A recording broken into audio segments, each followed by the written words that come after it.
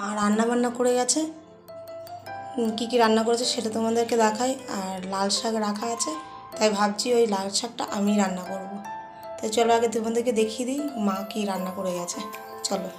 খুব একটা রান্না আমাকে করতে হয় না, বেশিরভাগ রান্নাটা মা রান্না করে। দেখো ফুলকপি দিয়ে, শীতকালে ফুলকপি উঠেছে, সেই ফুলকপি দিয়ে মাছ রান্না হয়েছে। বেশিরভাগ রান্নাটা মাই করে, তো দেখতে পাচ্ছ। আর তোমাদেরকে দেখায়, এই যে লাল শাক রাখা আছে, এই লাল শাকটা ভাবছি আমি রান্না করব। তাহলে চলো লাল শাকটা কীভাবে রান্না করছি সেটা তোমাদেরকে দেখিয়ে দিচ্ছি। গ্যাসটা ধরিয়ে কড়াইটা বসিয়ে দিয়েছি, আর কড়াইটা কিন্তু গরম হয়ে গেছে। এরপরে দিয়ে দেবো তেল।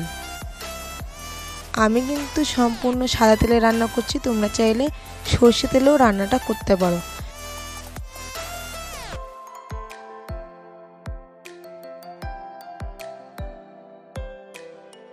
তেলটা বেশ গরম হয়ে গেছে। এরপরে দিয়ে দেবো গোটা শুকনো লঙ্কা।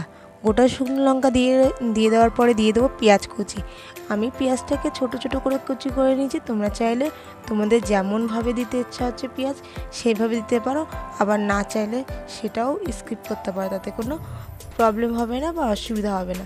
এরপরে বেশ কিছুক্ষণ পেঁয়াজটাকে ভেজে নেব। পেঁয়াজটা যতক্ষণ না লালচে হয়ে আসছে, পেঁয়াজটা একটু লালচে হয়ে এলেই এরপরে দিয়ে দেবো রসুন থেতো করে রাখা। আমি কিন্তু রসুনটাকে থেতো করে নিয়েছি, তোমরা চাইলে রসুনটা কুচি করেও নিতে পারো।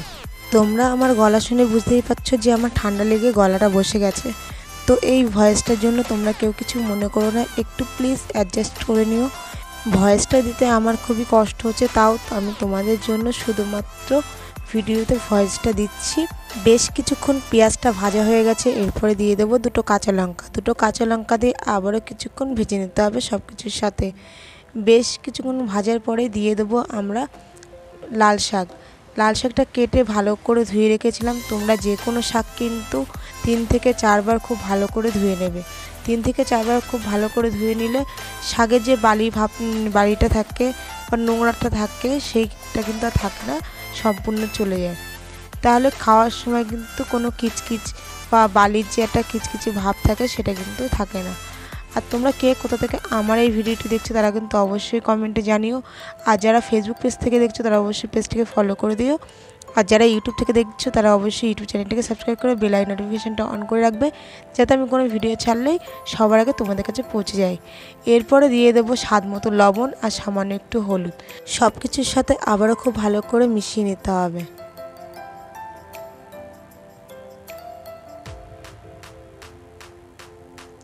সব কিছুর সাথে খুব ভালো করে মেশানো হয়ে গেছে, তোমরা খুব ভালো করে দেখতে পাচ্ছ।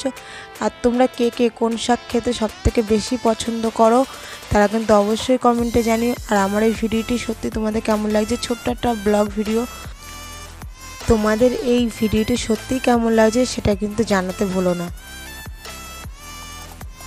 এরপরে ঢাকা দিয়ে বেশ কিছুক্ষণ রান্না করে নেব। যতক্ষণ আমার শাকটা রান্না হচ্ছে ততক্ষণ আমি বাকি যে কাজটা আছে সেই কাজগুলো করে নেব। সেই কাজগুলো করে নিয়ে আমি আবারও চলে এলাম শাকটার দিকে। দেখো শাকটা কিন্তু প্রায় হয়ে এসছে, আর 5 থেকে 6 মিনিট রান্না করলে কিন্তু আমার শাকটা অলমোস্ট কমপ্লিট হয়ে যাবে। শাকটা নামানোর আগে আমি একটু সামান্য চিনি দিয়ে আবার সব কিছুর সাথে খুব ভালো করে মিশিয়ে নিচ্ছি। তোমরা চাইলে চিনিটা দিতেও পারো, আবার নাও দিতে পারো, স্কিপ করতে পারো, তাতে কোনো অসুবিধা নেই। আমি সব কিছুর সাথে একটু চিনি দিই, তাই আমি সামান্য একটু চিনি দিয়ে সব কিছুর সাথে খুব ভালো করে মিশিয়ে নিচ্ছি। আর শাকটা কিন্তু দেখতে বেশ ভালোই লাগছে, টেস্টি। আর যখন রান্না করে সত্যি সবাই খেয়েছিল না, বেশ কিন্তু ভালো বলেছে। এরপরে তোমাদের ফাইনাল লুকটা দেখাচ্ছি। আমার কিন্তু অলমোস্ট ডান হয়ে গেছে। এরপর আমি পরিবেশন করে নিয়েছি। দেখো দেখতে কিন্তু বেশ ভালো লাগছে। তোমরা কে কে আমার মতন শাক খেতে পছন্দ করো তারা কিন্তু অবশ্যই কিন্তু কমেন্টে জানাতে ভুলো না। আর তোমরা সবথেকে কোন শাক বেশি খাও সেটাও কিন্তু কমেন্টে জানিয়ে দিও। এই শীতকাল মানেই কিন্তু অনেক রকমের সবজি আর অনেক রকমের রেসিপি আমি তোমাদের সাথে শেয়ার করব। আমার এই ব্লগ ভিডিওটি সত্যি তোমাদের কেমন লেগেছে সেটাও কিন্তু জানাতে ভুলো না। আর এই দেখো একটা জায়গায় আমি শাকটা পরিবেশন করে নিয়েছি, অসম্ভব সুন্দর লাগছে, দেখতে কিন্তু বেশ ভালো লাগছে।